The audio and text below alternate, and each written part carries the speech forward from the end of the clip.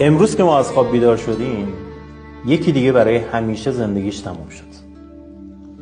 امروز که سلامتی برامون مهم نیست، یکی دیگه روزی 1000 بار دعا میکنه که ای کاش سالم بشه. امروز که ما از نعمت پیاده راه رفتن مینالیم و غر میزنیم، یکی دیگه برای همیشه نمیتونه راه بره. وقتی ما از غذای سفرمون ایراد میگیریم، یکی دیگه با یه تیکه نون خشک خالی روزشو میگذرونه. وقتی ما دنبال یه خونه بزرگتر هستیم، یکی دیگه هیچ سقفی بالای سرش نداره. خیلی وقت ما قدر چیزایی که داریم رو نمیدونیم و فقط حسرت چیزایی رو میخوریم که نداریم. وقتی از دست بدیم میفهمیم که روی اینا واقعا هیچ قیمتی نمیشه گذاشت. حسرت چی رو میخوردم؟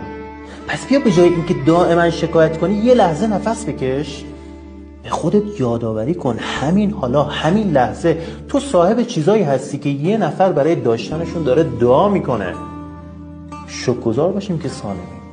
میشه نفس کشید بدون درد، میشه راه رفت بدون ترس از افتادن. گاهی وقتا زندگی اونقدر عادی میگذره که یادمون میره. همین عادی بودن خودش یه معجزه است. یه معجزه.